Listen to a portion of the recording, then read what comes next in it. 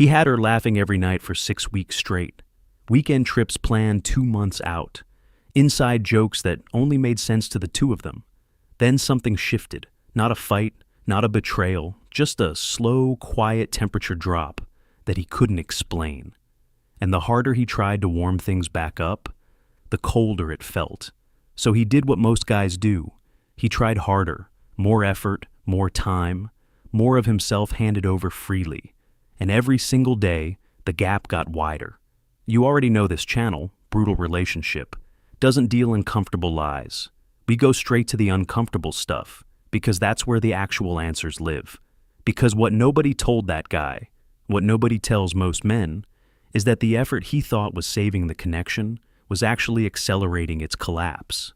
And the reason why cuts straight to the root of human psychology in a way that, once you see it, you can't unsee.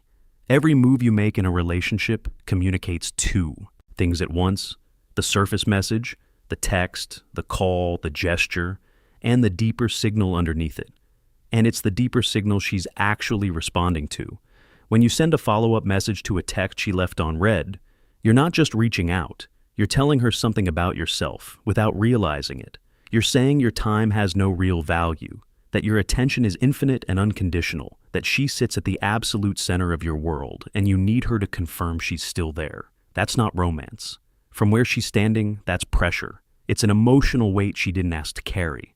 There's a concept in psychology called perceived scarcity, the idea that we instinctively assign higher value to things that feel limited, and we start treating things as optional when they feel like they'll always be there. You see it in economics. You see it in how people treat their health. And you see it, consistently, reliably, in how attraction functions between two people. This isn't a character flaw. It's just how humans are wired.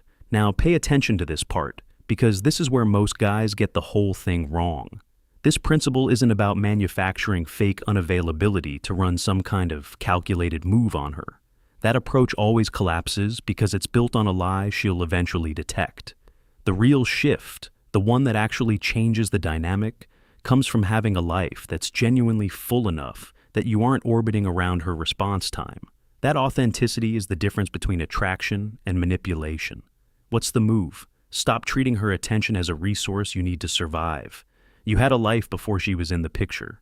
Reconnect with it for real, not as a performance, but because a man with direction and depth is fundamentally different from a man who's waiting. When you actually pull your focus inward, genuinely, not as a stunt, something happens inside her that she probably won't expect or understand right away. The human brain is built to track patterns. We get calibrated to routines without noticing we've done it. So, when a pattern that's been consistent suddenly changes, the brain treats that as a significant event. It's not passive. It actively focuses on the shift. Neuroscientists call this the orienting response, the brain's way of flagging that something in the environment has changed and needs to be examined. So, when Jonah, who used to respond in 10 minutes, suddenly isn't as reachable, her brain registers the gap. When he stops being the one who suggests plans every week, she feels the absence where his initiative used to be. And that absence triggers a question she genuinely wasn't asking before. Where did he go?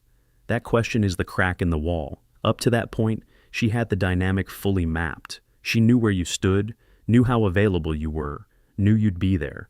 And when we believe we have something fully figured out, we stop thinking about it. We place it in the mental folder labeled handled and focus our attention elsewhere. The moment you disrupt that certainty, the moment she can no longer predict your next move, you become interesting again in a way that no amount of extra texting could recreate. And here's the part that matters most, the part that separates this from some short-term trick. The withdrawal only carries weight if you're genuinely moving towards something. If you're sitting at home in silence, checking her profile every few hours, nursing resentment, she'll sense that energy. People are far more perceptive about emotional states than they consciously admit. The shift has to be real.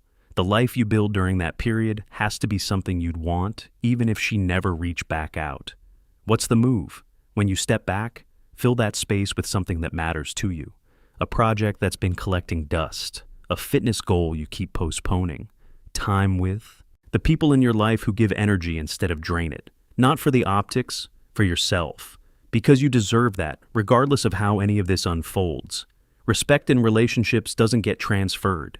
It gets constructed, and what builds it, or quietly erodes it, is behavioral evidence accumulated over time. She isn't consciously grading you, but her perception of you is constantly being updated by the patterns she observes. If you consistently make her a higher priority than yourself, canceling your plans for hers, responding immediately while she takes hours, tolerating being treated as optional, she builds a picture of someone who doesn't hold themselves in particularly high regard, and people don't respect what doesn't ask to be respected. Take a scenario outside of romance to see the mechanic clearly. Someone walks into a salary negotiation and accepts the very first number offered without hesitation. The manager doesn't think, "Great smooth process." They think, "I wonder if I left something on the table." Your immediate yes told them your actual value was higher than you revealed. You undercut yourself by being too easy. Romantic dynamics aren't identical to business, but the underlying psychological mechanic is remarkably similar. How you carry yourself, whether you hold a standard for how your time and energy get treated, shapes the value she assigns to being with you. Caleb had been seeing a woman named Simone for about 5 months. Strong beginning, genuine chemistry, then the familiar slow drift. Shorter messages, rescheduled plans, her showing up to the relationship at maybe 60% of what she used to. Caleb's first instinct was to compensate, show up more, be more present. His second instinct, after a conversation with a straight-talking friend, was the opposite. He genuinely got occupied. He enrolled in a course he'd been putting off.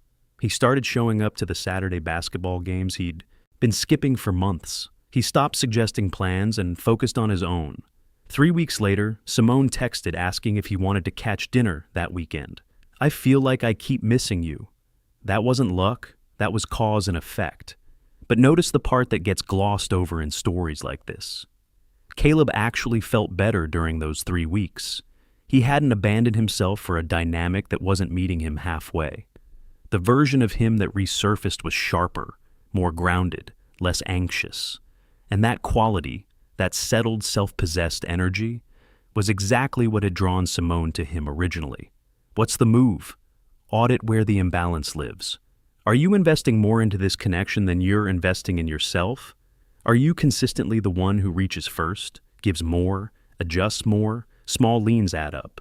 Find the center again, not to punish her, but to restore your own footing. If you've tried distance before and it didn't land, it probably failed. In one of 3 specific ways, knowing which one helps you not repeat it. The first is what you could call performed withdrawal. You pull back, but the whole thing is a stage production, waiting for her to notice the curtain. You last 48 hours, she doesn't reach out, and suddenly you're texting her something casual. Random thought, "Did you ever try that place you mentioned?" You've given the game away. The retreat wasn't authentic. She felt the calculation underneath it and lost interest in the performance. The second failure is cold anger dressed up as space. You're not actually walking toward your own life. You're silently fuming and using distance as a punishment. The emotional signature of a man who's genuinely busy living well is completely different from the signature of a man who's withholding to make a point.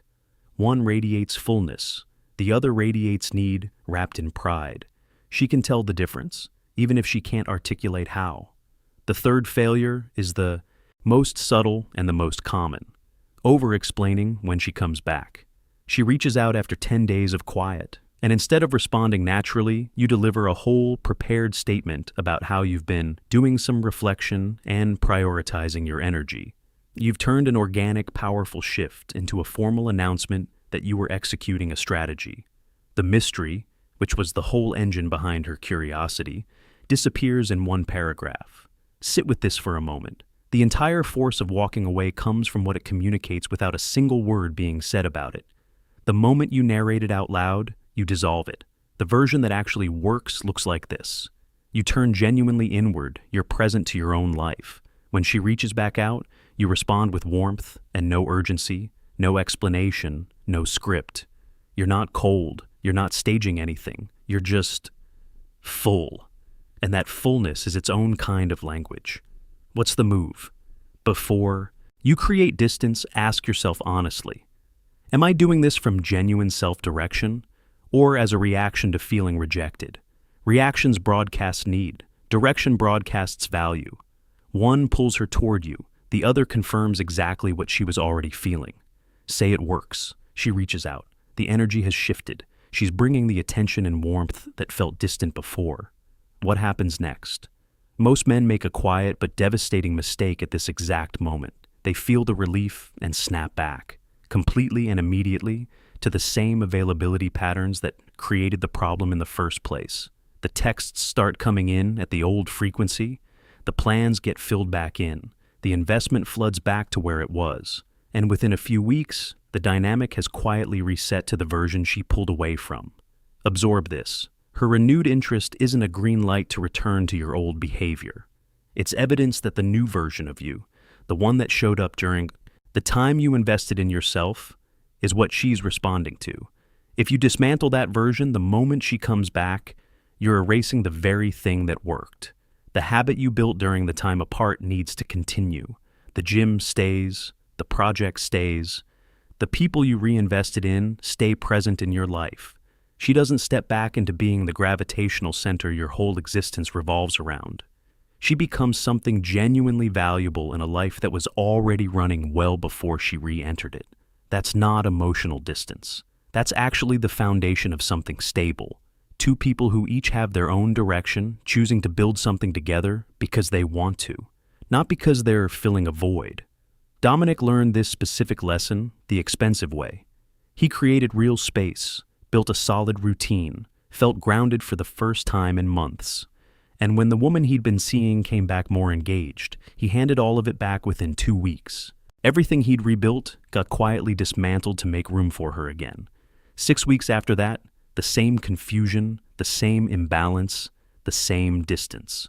The walking away had worked exactly as it was supposed to.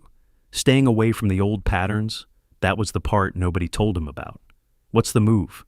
Treat the time you invested in yourself as a permanent baseline, not a temporary phase. When she returns, bring her into the life you've been living. Don't fold that life up to accommodate her the way you used to. The man she came back for is the man who kept moving. Keep moving. Now we get to the part that most content in this space quietly avoids. Walking away is not a universal fix. It is not a guaranteed system that forces attraction back into existence.